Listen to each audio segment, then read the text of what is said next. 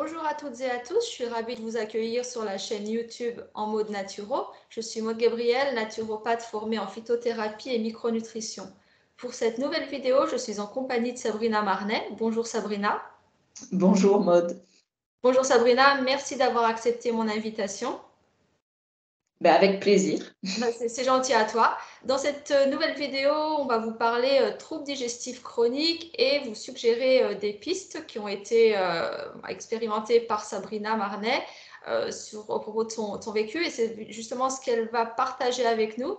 Donc Sabrina est aujourd'hui nutrithérapeute et c'est un parcours de vie qui l'a conduite à exercer cette profession et à prodiguer des conseils et partager des outils à ses consultants. Donc Sabrina, je t'invite à nous partager justement les troubles que tu as eu à subir et à prendre en charge, et puis les outils que tu peux partager aux personnes qui souffriraient des troubles que tu as pu connaître.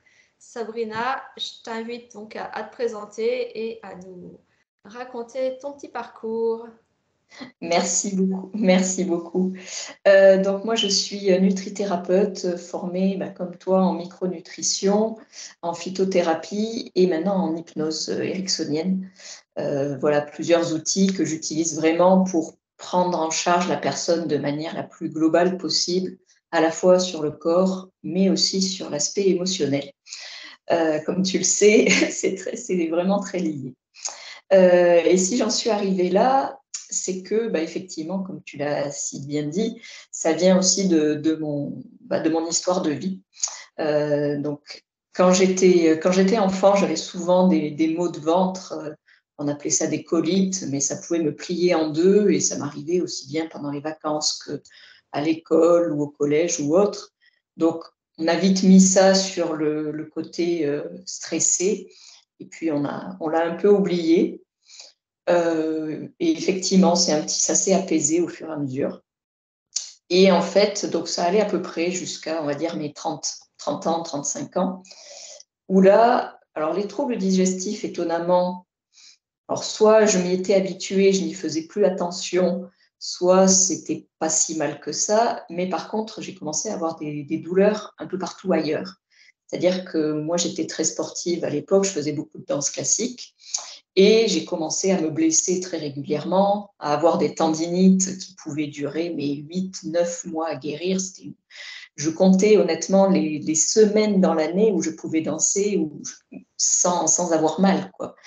Et puis, plus ça allait, plus les symptômes augmentaient. Je commençais à avoir des maux de tête toutes les semaines, plusieurs fois par semaine.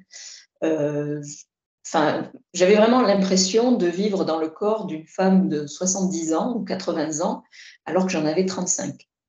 Et puis une fatigue qui me plombait. Donc à l'époque, j'étais allée voir un médecin vu que les analyses étaient normales, je lui ai dit, est-ce que ce serait pas peut-être en lien avec l'alimentation, le gluten. J'étais ingénieure en nutrition et alimentation à l'époque. Donc, j'étais quand même un peu sensibilisée à l'alimentation. Et quand je lui ai parlé de l'intolérance au gluten, donc j'ai eu un peu le haut-là en me disant que bien sûr que non, c'était une histoire de mode et qu'il fallait que je sois moins stressée, ça irait mieux. Bon, pour moi, en plus, j'avais même pas l'impression d'être stressée à l'époque. Bon, maintenant, j'ai appris que j'étais une stressée de nature. Donc, effectivement, encore une fois, j'avais tellement l'habitude d'être comme ça que pour moi, c'était normal. Mais bref, je l'ai très mal pris. Et j'ai rencontré un autre médecin qui travaillait en médecine intégrative et qui, lui, m'a bien fait faire des tests pour détecter les intolérances alimentaires, ou plutôt les hypersensibilités alimentaires. Et j'ai vu que, oui, j'étais bien hypersensible au gluten, mais aussi aux produits laitiers, au soja, aux amandes que je mangeais beaucoup. Et j'avais les levures. Et j'avais une candidose. Donc, autant dire que j'ai eu un peu le double effet qui se coule quand j'ai reçu ces résultats. Le premier, c'est de me dire, chouette, je sais ce que j'ai enfin la confirmation. Et le deuxième, c'était, bon, qu'est-ce que je vais manger maintenant? Mais en faisant effectivement les évictions, en faisant ce qu'il fallait pour travailler sur mon intestin, je me suis aperçue que déjà mes migraines avaient disparu en 15 jours. que les tendinites, pareil, en un mois, j'avais plus rien. J'ai retrouvé un niveau d'énergie comme avant. Donc, c'était vraiment le jour et la nuit. Et on Et comprend donc, là, oui, qu'il y a les pardon. addictions alimentaires et en même temps, on répare le système digestif. Ouais, C'est ça. On a travaillé sur la candidose parce que tant qu'il y avait cette candidose, j'avais toujours cette fatigue qui était là. Donc, on a vraiment travaillé sur la candidose avec des plantes, avec de la glutamine aussi. Enfin, voilà. Et c'est aussi là où je me suis aperçue que je retrouvais effectivement un transit, des selles tout à fait normales. Donc, il y avait quand même un petit truc à ce niveau-là avant. Et puis, de là, ça m'a permis de connaître aussi la micronutrition, de m'y intéresser, donc d'avoir vraiment une autre approche de la nutrition que juste les calories, les quantités de sucre et de graisse, quoi. Ça allait largement au-delà de ça. Et donc, j'ai commencé à me former à ça, et puis finalement, pour me lancer comme nutrithérapeute. Et tu as travaillé aussi avec des laboratoires dans les tests d'hypersensibilité alimentaire. Donc, tu as vraiment eu une expérience et en termes de Oui. patiente et en termes de recherche et développement dans ces Oui, domaines. c'est ça. En fait, c'est vrai que j'ai commencé pour moi, et je pense que inconsciemment, mon objectif en me mettant à mon compte, c'était aussi d'en apprendre davantage sur moi pour me soigner, tout simplement. Donc, j'ai beaucoup creusé, que ce soit aussi en France et à l'étranger, pour voilà, avoir plus de connaissances, pas seulement sur les hypersensibilités alimentaires, mais aussi sur le SIBO, l'intestin irritable et toutes les autres pathologies digestives. Et puis, on va dire, j'ai eu aussi l'opportunité, oui, de travailler en marketing, communication pour un laboratoire qui produisait, enfin, qui développait ces tests d'hypersensibilité. Donc, pour moi, c'était aussi le moyen de me faire vraiment une opinion de, OK, scientifiquement, est-ce que c'est vraiment aussi fiable? Moi, j'en étais persuadée, que je l'ai testé sur moi et j'ai vu vraiment la différence. C'est pas l'effet placebo, hein, parce que si j'avais pu m'éviter de supprimer pas mal d'aliments, je m'en serais bien passée. Mais voilà, ça m'a permis aussi d'aller un peu plus loin et de faire la différence entre les bons tests et les moins bons tests, on va dire. Eh ben déjà, un premier message, non, c'est pas normal de subir des troubles digestifs chroniques. Il faut déjà s'arrêter, se réfléchir, voilà, dire à quelle fréquence ça survient, est-ce que c'est réactionnel. Donc, en tout cas, voilà, c'est vrai qu'il y a des personnes, ça fait, comme tu dis, très bien partie du quotidien. Et c'est un symptôme voilà, qui fait partie de la vie. Et les personnes ne vont pas forcément pouvoir penser qu'il y a des causes sous-jacentes qui sont à creuser pour optimiser des symptômes distaux. Donc ça, c'est déjà une première chose et un bon message à faire passer.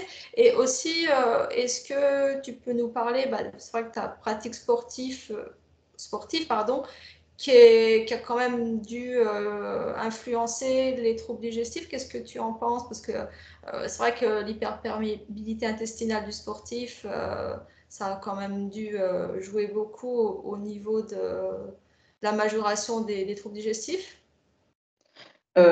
Alors, c'est vrai que chez le sportif, notamment tout ce qui est sport d'endurance ou sport à impact, comme la boxe ou la course, ça abîme fortement la perméabilité intestinale. En termes de danse, je ne suis pas sûre que vraiment ça ait été l'impact majeur. Par contre, moi, enfin, j'ai quand même depuis cette époque-là beaucoup analysé le pourquoi, essayé de comprendre pourquoi est-ce que j'avais eu toutes ces hypersensibilités. Il y a une partie, c'est mon stress chronique, parce qu'effectivement, je carbure au stress, entre guillemets, mais depuis que j'ai à peu près 16 ans, voire même depuis que je suis gamine. Donc, il y a ça. Et après, il y a aussi mon hypersensibilité émotionnelle. Je me dis que quand autour de nous, déjà, on est très sensible à notre environnement, on perçoit beaucoup plus les sons, enfin, les bruits, les odeurs, etc.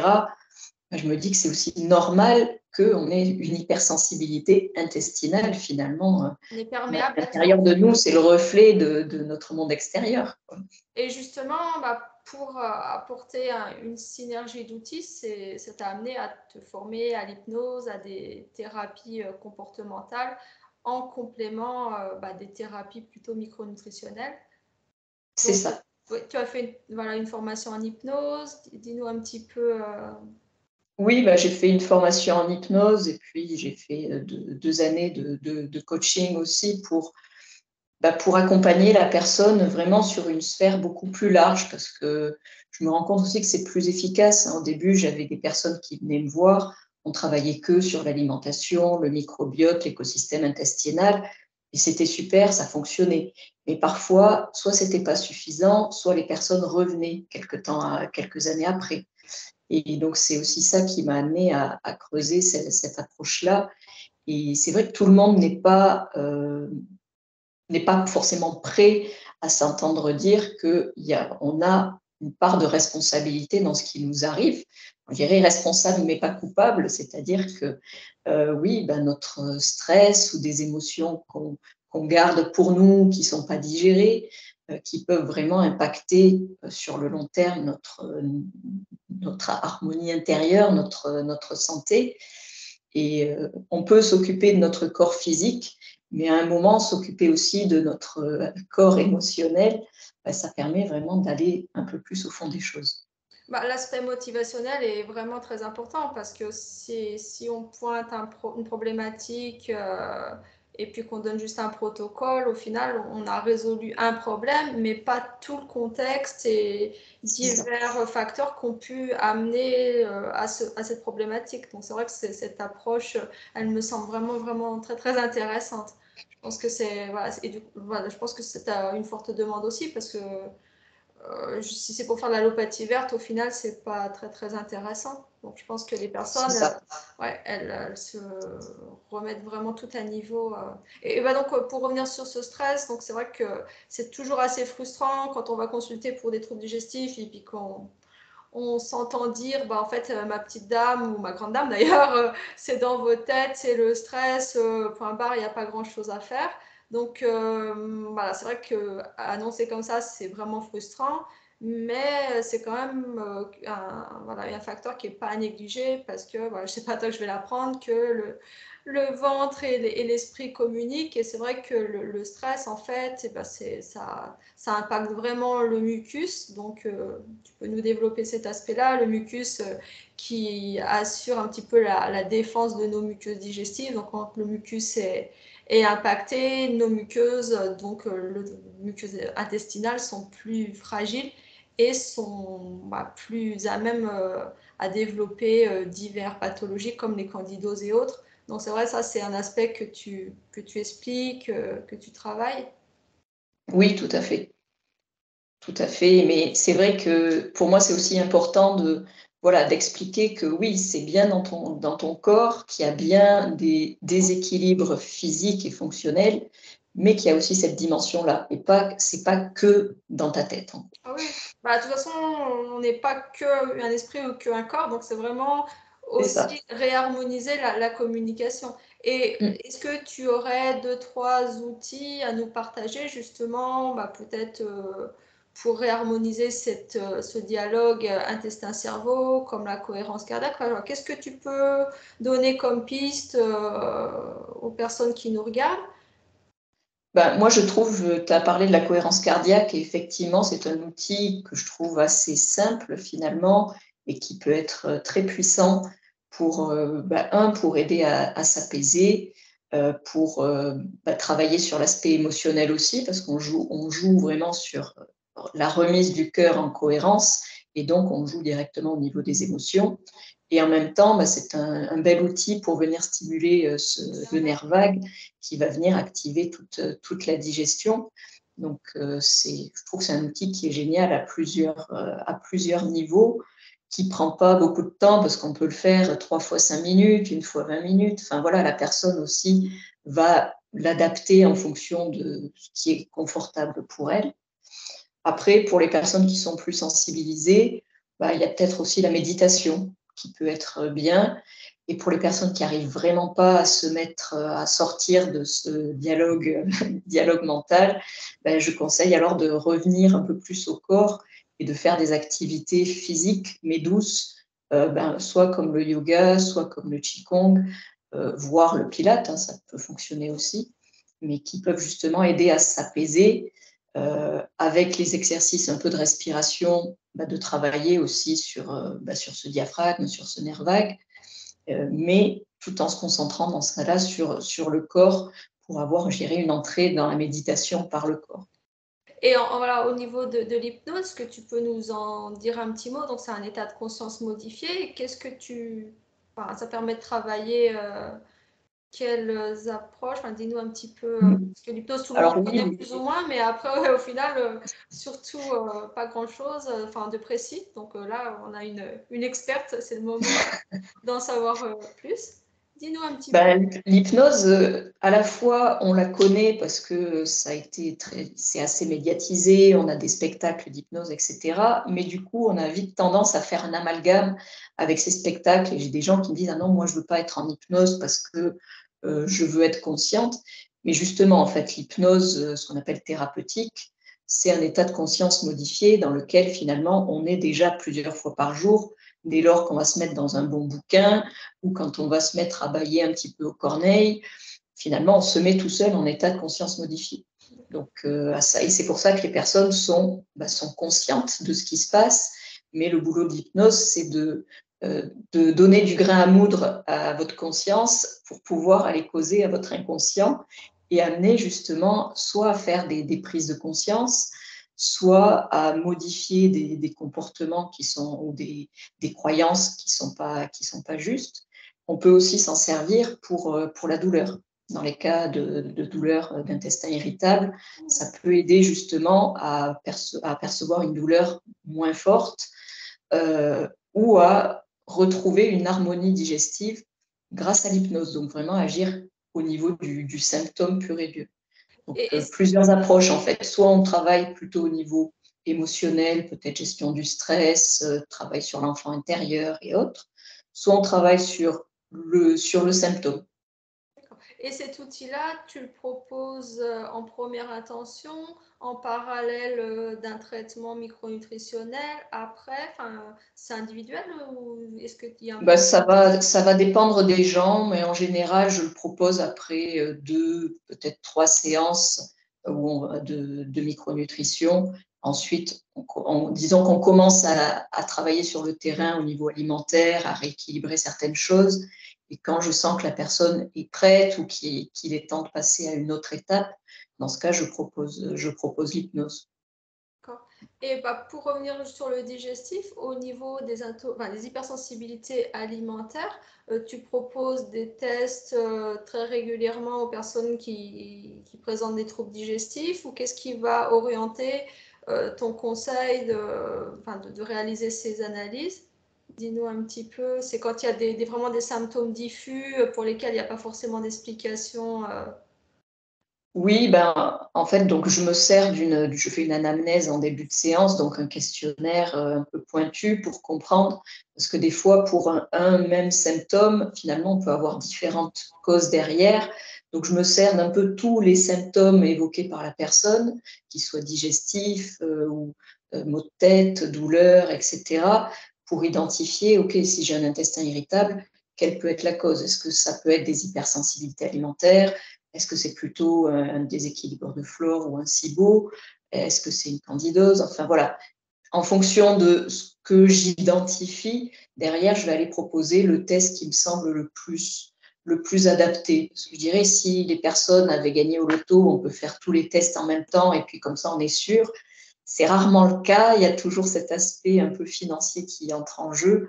C'est pour ça que j'essaie d'orienter vers un test plutôt qu'un autre. Et puis, pour moi, ces tests d'hypersensibilité, c'est quand même hyper utile et on peut difficilement s'en passer parce que on pourrait dire à la personne, OK, supprimer le gluten et les produits laitiers. Effectivement, statistiquement, c'est les plus fréquents.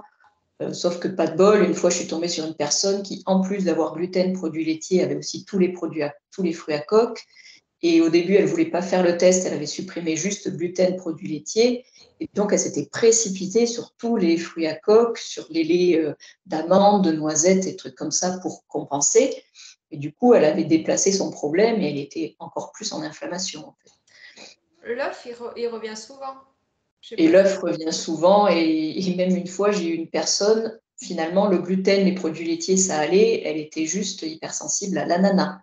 Mais sauf que l'ananas, elle en mangeait depuis 10 ans, tous les jours, quoi. Elle avait son bol d'ananas le matin au petit-déj. Bon, bah, son corps, à un moment, il lui a dit, écoute, je veux plus. Mais c'est vrai et elle s'en doutait pas, parce qu'on pense au gluten, on pense peut-être aux œufs, aux produits laitiers, mais ça, rarement, quoi. Après, on est quand même bien d'accord que ce ne sont pas forcément les aliments qui sont problématiques, c'est quand un défaut de mastication, un défaut d'acidité chlorhydrique au niveau de l'estomac, un intestin poreux et une fréquence de consommation du même aliment. Voilà, donc il faut dire que tout. On est bien d'accord. Si l'intestin est nickel, s'il n'y a pas de porosité intestinale, il n'y a pas d'hypersensibilité alimentaire. C'est pour rassurer les gens, pour dire que voilà, même si on propose des analyses, qu'il y a même un nombre conséquent d'aliments qui sortent dans le rouge, l'idée c'est pas de s'en priver à vie, c'est de trouver les causes et de réparer tout le tractus, la chaîne digestive, et après on réintroduit progressivement. Non, parce que sinon c'est quand même assez frustrant de dire on a trouvé la cause, enfin du moins une des causes de vos soucis, donc il faut arrêter tout un tas d'aliments. Donc Oui, oui. je ne vais pas trop présenter les choses comme ça. C'est plutôt On est effectivement. bien d'accord. Non, c'est que quelques mois. C'est aussi le temps que le corps perde sa mémoire anticorps. Comme ça, on peut et le temps aussi, je dirais, de cicatriser l'intestin et puis les causes sous-jacentes, quoi. Tout à fait. Oui, non, c'est quand même. Pour nous, c'est un petit peu évident, mais c'est vrai que présenter, sans donner cette Oui, oui. précision, Bah, d'ailleurs, moi-même, hein, quand j'avais fait les tests au début, donc j'avais quand même pas mal d'hypersensibilité. Maintenant, donc c'est quoi? C'est 7 ans après, j'ai plus finalement que le gluten qui, je sais que chez moi, c'est pas la peine. Je peux quand même me faire de temps en temps des petits écarts où je vais me faire une pizza, je suis contente, mais je sais que je peux pas le remettre au quotidien, quoi. Bon, après, on s'y fait, mais par contre, j'ai pu remettre le soja, les amandes, les produits laitiers. Donc, certains aliments, ça peut se faire plus rapidement que d'autres. Après, de toute façon, il faut écouter son corps, hein. Si, c'est quand même le meilleur des tests. Une fois qu'on a identifié, après, on sait sur quels aliments être vigilant. Et puis, c'est pas la peine de. Oui, c'est ça. Après, on fait effectivement confiance à son corps et c'est son corps. C'est pour ça que je recommande même rarement de faire un autre test un an ou deux après. Pour moi, c'est écouter votre corps, retester l'aliment et voyez comment vous réagissez, quoi. Finalement, on a un peu oublié cette sagesse du corps et cette intuition qu'on peut avoir, quoi. Je suis bien d'accord avec toi. Écoute, merci beaucoup. Est-ce que tu souhaitais partager d'autres informations? Peut-être, si tu me permets, j'ai Moi, une bonne je voulais nouvelle parce que justement, j'ai écrit. voilà, j'allais vraiment annoncer une très bonne nouvelle, mais bon, vas-y, je voulais annoncer un scoop, mais tu vas t'en charger toi-même. Tu voulais Voilà, donc vraiment aller plus loin? Dis-nous. j'ai justement écrit un livre sur ce sujet-là, donc sur ce lien entre les hypersensibilités alimentaires et l'hypersensibilité émotionnelle pour justement expliquer de nombreux mots qui n'avaient pas de réponse avant, ou justement où les gens se sont trop souvent entendus dire bah, c'est dans votre tête, vous n'avez rien, c'est dans votre tête.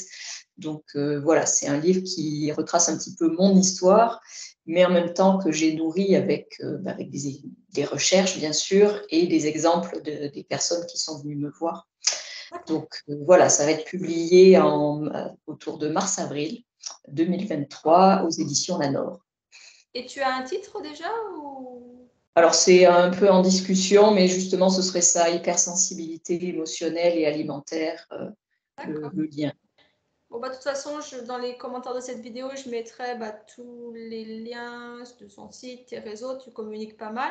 Et c'est vrai que c'est vraiment intéressant pour les personnes qui vont te suivre. Tu partages vraiment des recettes qui sont vraiment orientées pour soulager la digestion de personnes qui sont justement en difficulté avec ça, qui ne savent pas trop quoi manger, des FODMAPs, des trucs comme ça. Qu'est-ce qu'on met, qu'est-ce qu'on enlève. C'est vrai que tu simplifies beaucoup les choses avec des recettes goûteuses, parce que c'est vrai que ça peut paraître un petit peu austère de dire on va enlever des choses et qu'est-ce qu'on va manger. C'est toujours la question qui revient. Donc c'est vrai que tu partages vraiment des recettes pas sympa, hein, on peut voir les choses comme ça, goûteuses, et puis pas avec des ingrédients hyper compliqués à trouver, ou exotiques, ou chers. Donc ça, c'est vrai que c'est vraiment appréciable, et j'invite tout le monde à suivre sur tes réseaux. Donc c'est Nature Mauve, Sabrina Letellier. Bon, je mettrai les liens, et puis de toute façon, on Oui. partagera tout ce que tu souhaites partager pour que les personnes te suivent, te contactent directement si tu es d'accord. Ben, merci beaucoup, Ouais, avec c'est plaisir. normal. Bah, plus on informe, voilà, plus les personnes auront des outils. Et c'est vrai que c'est pas rare d'être en errance, voilà, des personnes qui sont en errance thérapeutique. Voilà, exactement ce que tu disais, la progression est normale, donc c'est dans votre tête, madame, et monsieur d'ailleurs, hein. Et donc c'est vrai que c'est assez frustrant au bout d'un moment, et il y a des personnes bah, voilà, qui se découragent, et alors qu'il y a des solutions. Donc l'idée, Tout à c'est fait. vraiment d'informer. Bah, écoute, merci beaucoup à toi, Sabrina. Merci à toi également. Merci aux personnes qui nous ont suivis, et n'hésitez pas à poser vos questions dans les commentaires. Nous y répondrons avec grand plaisir. Oui, Merci, merci. Sabrina. Au Au revoir. revoir. Merci, au revoir.